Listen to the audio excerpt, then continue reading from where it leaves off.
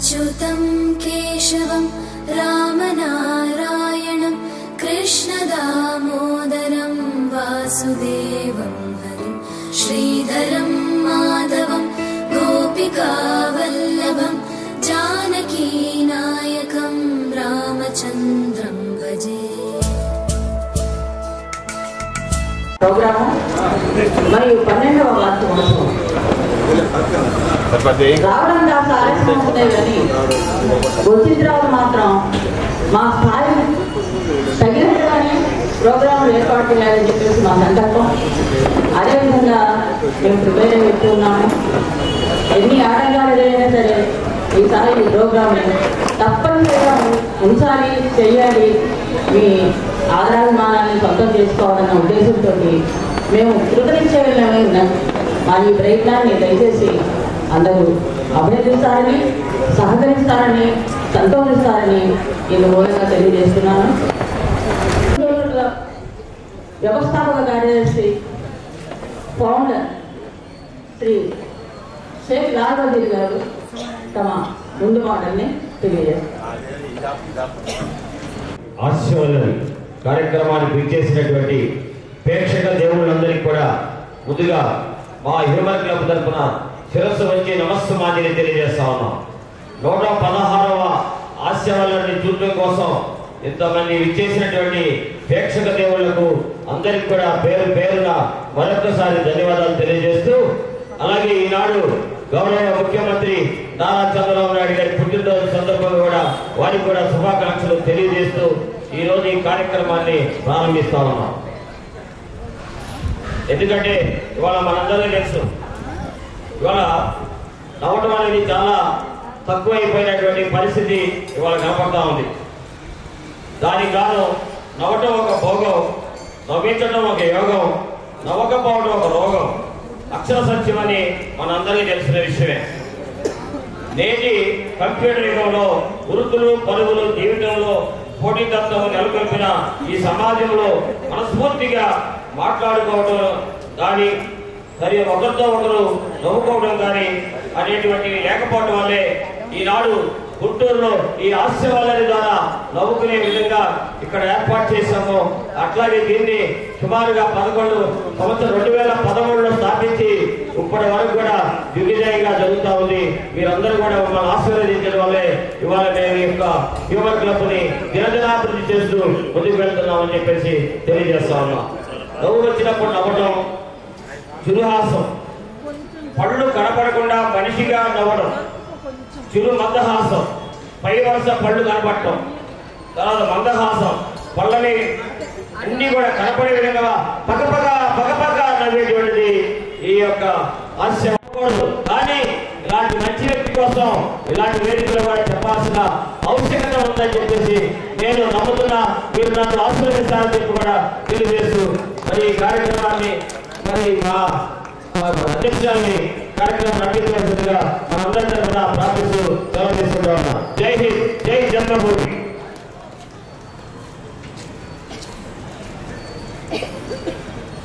వజీర్ గారికి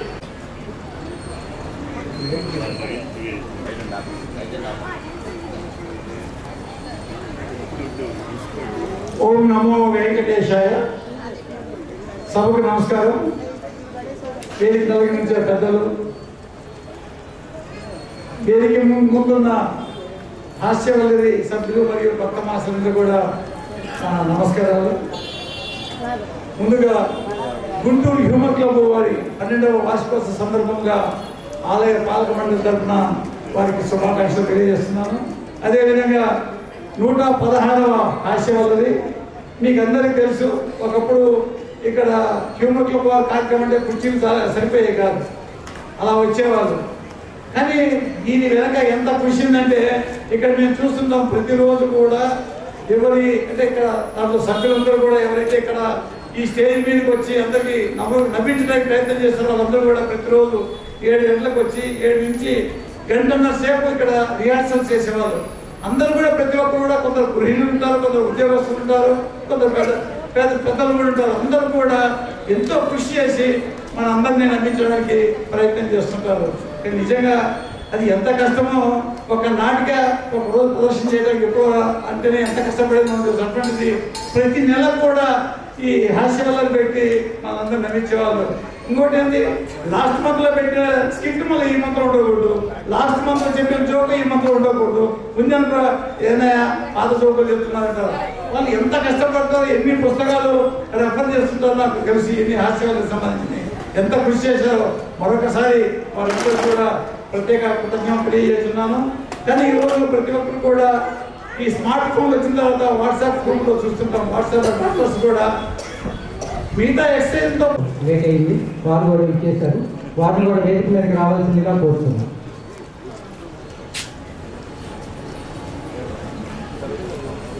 మన వైసీపీ గారి ఆధ్వర్యంలో చాలా సంవత్సరాల నుంచి ఈ హ్యూమర్ క్లబ్ జరుగుతుంటుంది. ఫస్ట్ అనేవాళ్ళు ఏంటి వీళ్ళంతా కూతుంటారు బాగా అట్లా. నటీమణులు పేరు ఎక్కువగా వినిపిస్తుంది, జంట నటీమణులు.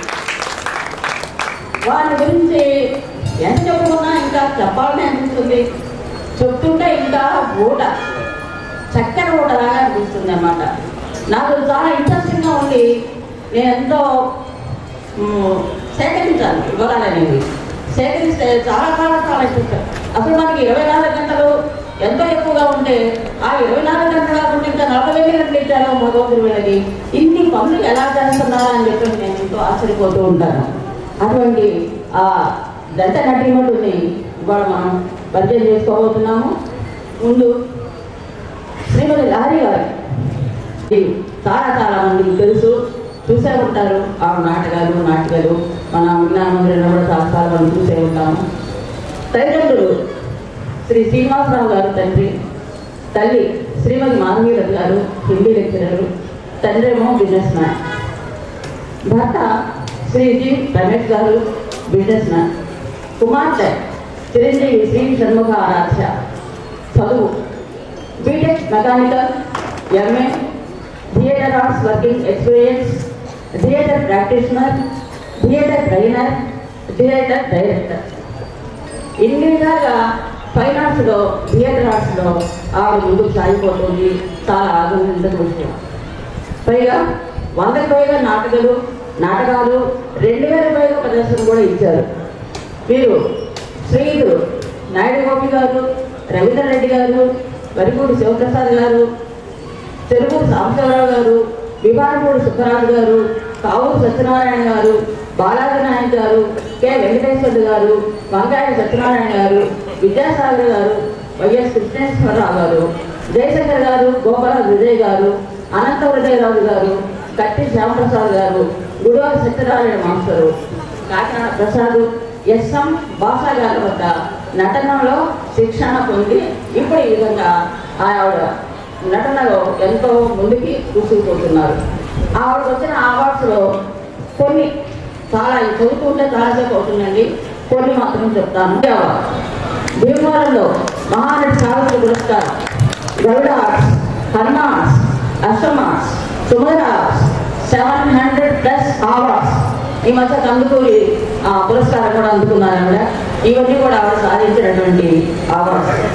ఇక మూవీస్, అలిపిరికి అల్లంత దూరంలో, ఓటు, ఈ 2 సినిమాల్లో, వివాహ భోజనము వెబ్ సిరీస్లో, TV shows, the great laughter star హాస్య బ్రహ్మానందం గారు ముఖ్య అతిథిగా పాల్గొన్న డాన్ 2002లో, ఛాలెంజ్ 2001, స్మైల్ రాణి స్మైల్ సెమీ ఫైనలిస్ట్ ఈటీవీలోను, పైగా షార్ట్ ఫిల్మ్లోనూ ఆవిడ పాల్గొని నటించి మెప్పించి ఎంతో కృషి చేస్తున్నారని చెప్పడానికి నాకు చాలా సంతోషంగా ఉంది.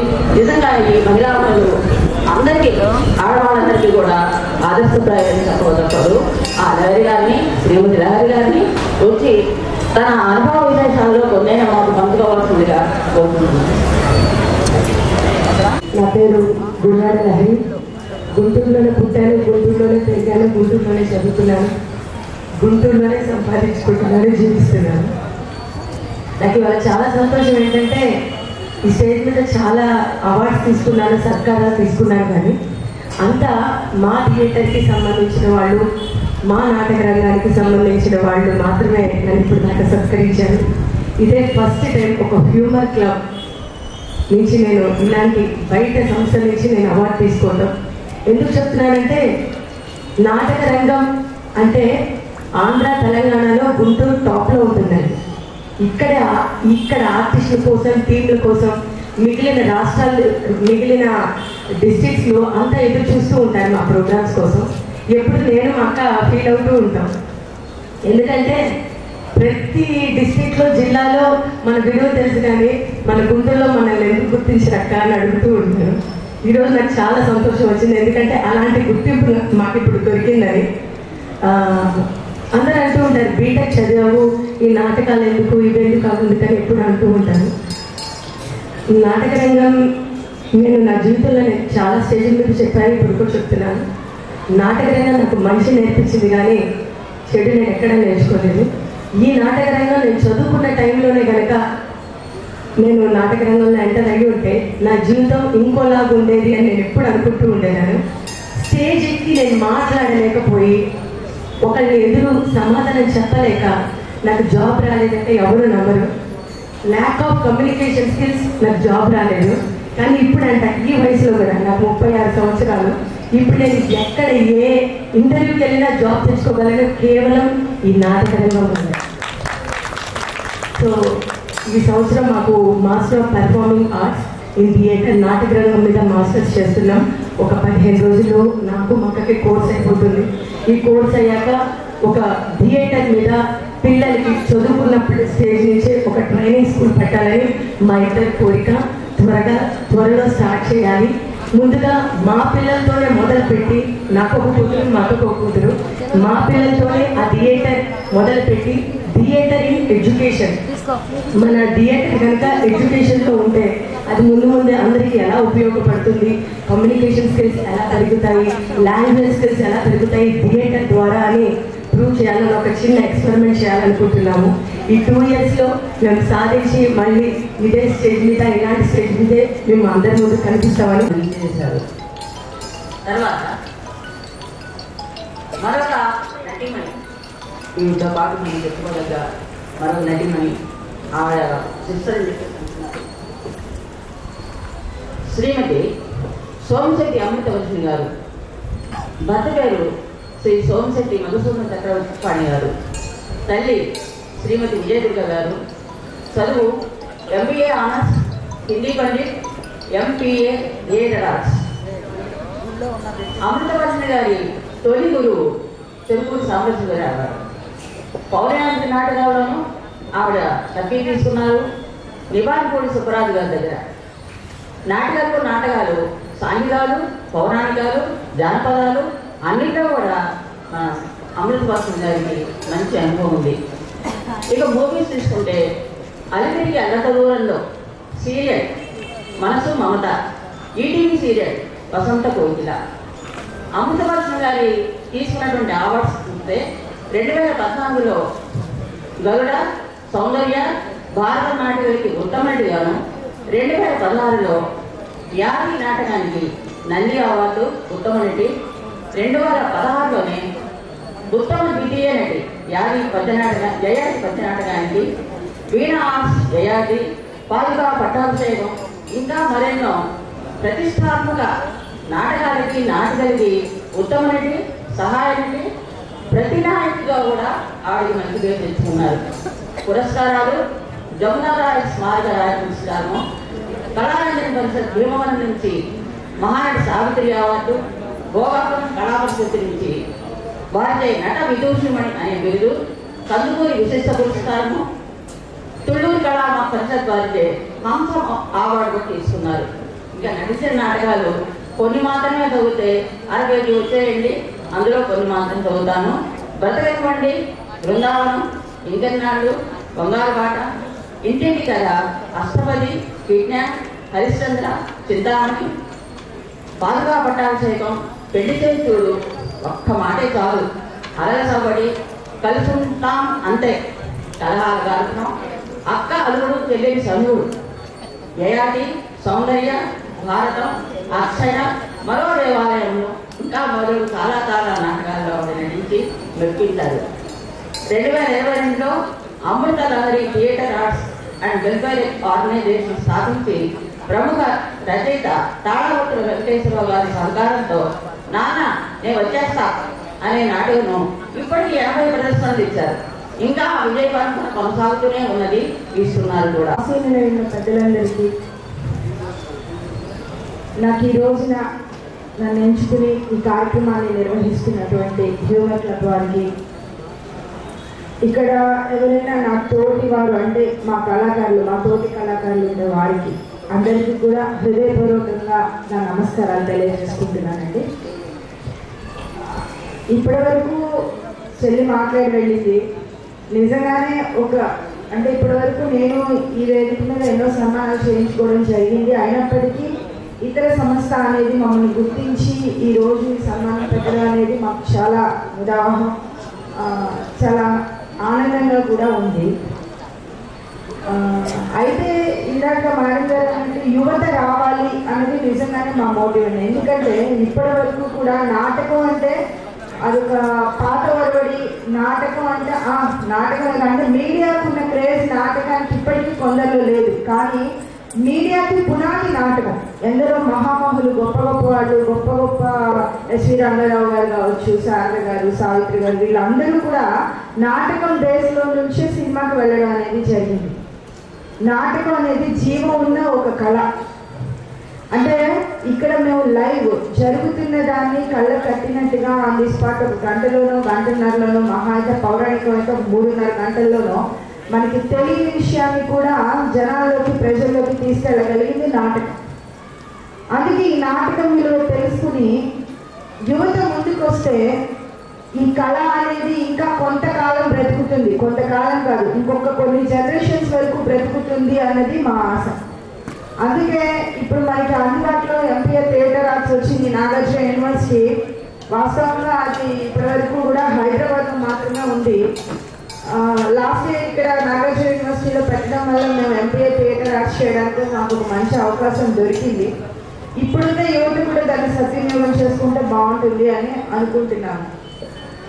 మా టైంలో అంటే గురువులు పెట్టిన ఒక భిక్ష అని అనుకోవాలి. వాస్తవంగా వాళ్ళు ఇచ్చిన తర్ఫీదు, దాంతో ముందుకు వెళ్ళాము. కానీ ఇంకా ఏదో టెక్నికల్ పిల్లల్ని ట్రైనప్ చేసి వాళ్ళని ముందుకు తీసుకెళ్ళాలని అంతగా ఆశపడుతున్నామండి. దానికి ఇప్పుడు ఉన్న వాళ్ళు ఎవరైనా సరే సహకారాన్ని అందిస్తారని ఆశిస్తున్నాం. సహకారం మీన్స్ మీ పిల్లల్ని కూడా ఇటువైపు మోటివేట్ చేసే విధంగా, వేరే విధంగా కాదు, మోటివేట్ చేసే విధంగా. అంటే జనరల్గా పేరెంట్స్ ఏముంటుందంటే నాటకానికి వెళ్తే పాడైపోతారేమో, లేదని నాటకానికి వెళ్తే బాగుపడతారు. సెల్ఫ్ డిసిప్లిన్ అంటే ఎలా ఉంటుంది, మన నలుగురిలో ఎలా ఉండాలి, తల్లిదండ్రులతో ఎలా ఉండాలి, బయట సొసైటీతో ఎలా ఉండాలి, ఉపాధ్యాయులతో ఎలా ఉండాలి, ఇంట్లో ఉన్న పెద్దల్ని ఎలా గౌరవించాలి, చాలా చాలా చాలా నేర్పుతుంది నాటకం. కాబట్టి సాధ్యమైనంత వరకు చిన్నతనం నుంచే ఆ విలువలు తెలియచేయాలని కోరుకుంటున్నాను. నాకు ఈ అవకాశం ఇచ్చినందుకు వెరీ వెరీ థ్యాంక్ యూ. నేను ఎక్కువ మాట్లాడలేను. Thank you. ఒక నాటిక ప్రదర్శన జరుగుతుంది. ఆ నాటిక రచించిన రచయిత గారు కూడా వచ్చున్నారు. వారి పేరు శ్రీ అద్దేపల్లి భరత్ కుమార్ గారు. వారిని వేదిక మీదకి ఆహ్వానిస్తున్నాను. వాళ్ళని పరిచయం చేద్దాం. నేను ప్రతి ఒక్కరు కాదు, రాయడం ఒకే మాత్రమే. యువత గురించి నేను చాలా కాలం వింటాను. నాకు పేపర్ చదవడం ఉంది. అక్కడ అందులో నా సందర్భంలో వరిపొడి శివప్రసాద్ గారి ఆధ్వర్యంలో కొన్ని స్క్రిప్ట్ అక్కడ కొన్ని జోక్స్ ఇవన్నీ ప్రదర్శించడం నేను చాలా పేపర్ చదివాను. నాకు పరిచయమైన విషయమే. ఈ ప్రభుత్వ ఆహ్వానంతో మా చెట్టుపేట సమాజం వాళ్ళు ఇక్కడ అక్కడ గురించి తెలిసిన నాటికి ఆడటం జరిగింది. అందువల్ల అక్కడి నుంచి ఉన్న అనుభవం కొనసాగుతుంది. అనుకోకుండా ఈరోజు నేను రావడేది నేను వేరే పని చేస్తే కాదండి పొడుతున్నామని చెప్పి ఉన్నాను. నాకు ఇంట్రెస్ట్గా ఉంది. యాక్చువల్గా హాస్యాన్ని ఆదరణ తగ్గిపోతుందని చెప్పాలంటే ఇప్పుడు ప్రజెంట్ ఉన్నటువంటి దీంట్లో ఎక్కువ కుటుంబ సమస్యలు, మానసిక సమస్యల వల్ల కూడా చాలా మంది రోగాల బారిన పడడం మనం చూస్తున్నాం. అటువంటి వారిని నవ్వు ఔషధాలుగా పనిచేస్తున్న మాట విన్నాం. అయితే నేను నా గురించి చెప్పినట్టు ఉందేమో కానండి, గతంలో మేము ప్రదర్శించిన ఆలోచన సరదాగా నాటిక విశాఖపట్నం నుంచి ఒక ప్రొఫెసర్ ఫోన్ చేశారు. ఆ నాటిక ఒక పేషెంట్ చూసి చాలా బాధలో ఉన్నాడు, చాలా యాక్టివ్ అయిపోయాడు, నైపోయింది, చాలా కోరుకున్నాడు చెప్తే ఆశ్చర్యకరంగా అప్పుడప్పుడు అడుగుగా జరుగుతుంటాయి. అలాగే హాస్పిటల్లో పెట్టమంటే ఏ డాక్టర్ అయితే తెలియదు. డాక్టర్లు ఆసుపత్రికి వెళ్తే ఫీజు తీసుకుని వైద్యం చేస్తారు, కానీ నెలగోరు గుంటూరులో ఫీజు లేకుండా కూడా ఇలా మిమ్మల్ని అందరూ నవ్వికి వైద్యం చేస్తున్నారు. అప్పుడు ఖచ్చితంగా అభినందించాల్సిందే. కార్యక్రమంలో పాల్గొంటున్నారు.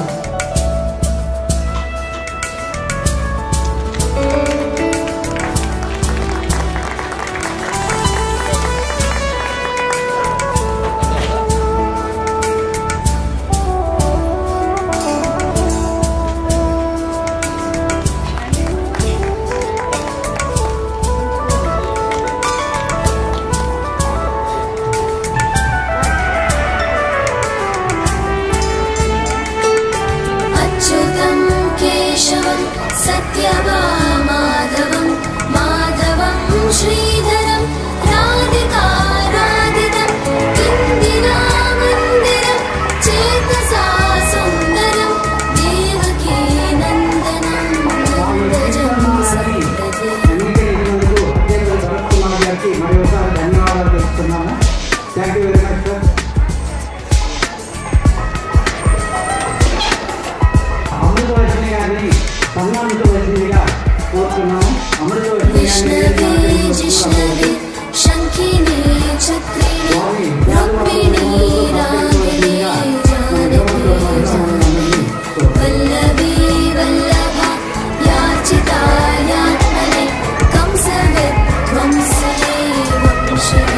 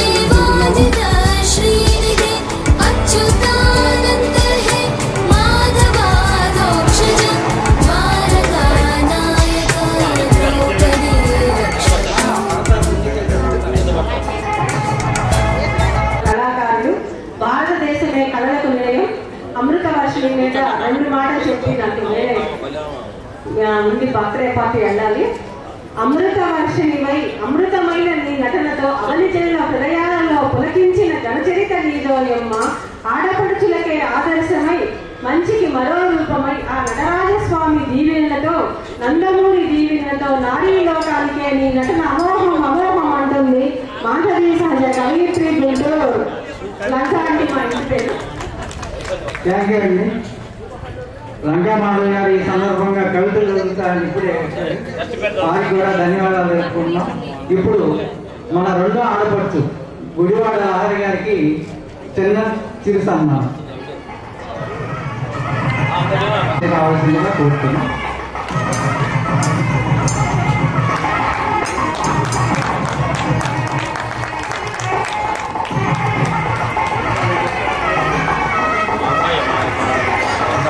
లహరి గారి సన్మాన సందర్భంగా రంగమాధవ్ గారు రెండు కవితలు చెప్తారు.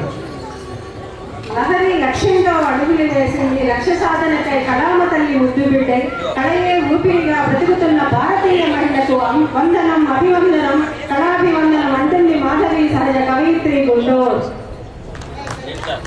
లంకా మాధవ్ గారికి ధన్యవాదాలు.